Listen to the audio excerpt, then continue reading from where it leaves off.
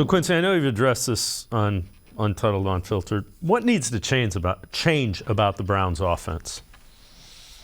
I think probably it just needs to flip philosophies, right? Like it's been used to being this whole, let's see what we can squeeze out the quarterback position, but really focus on the run, right? It's been Nick Chubb carried offense, and then whatever we can get from quarterback is what we can get there.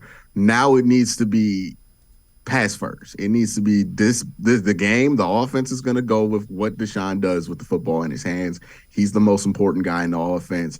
Nick Chubb becomes a complementary piece. The running back's going to, I think there's going to be a change in running backs behind Nick Chubb. I think that's going to look a lot different than what it has the last few years because now you don't need two bruisers anymore. You really need somebody a little bit lighter that can run. That's a Jeff Wilson or somebody like that would be perfect.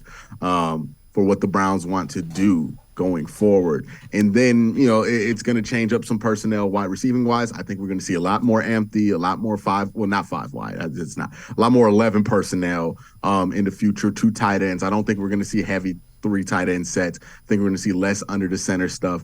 And play action is going to look very different. The play action is going to come from the RPO game and the pistol sets instead of the traditional play action bounce rollout stuff. So, yeah, I think the makeup of how this offense looks going to change. Is going to look more like how the Shanahan system evolved in LA to be more of a downfield attacking Shanahan system than what it's been here, where it's been like a traditional old school run the ball first kind of system.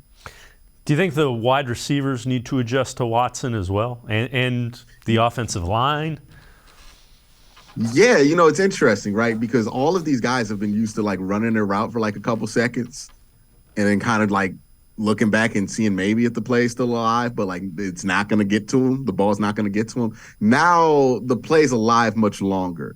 The ball's going to come at you in angles that you aren't going to expect. There was one throw where Deshaun fitted through the hands of a DB, and it went right to where David Njoku was supposed to be. But since David saw that, he kind of stopped and broke a little bit, and then it finished the route. They're going to have to trust. Deshaun Watson is one of the most accurate quarterbacks when he is on his game in the NFL, period. We have not seen anything like that. I don't think any of these guys have played anything like that. And we've seen this in the Ravens game because he threw a lot of accurate footballs in that game. So he is going to be really accurate.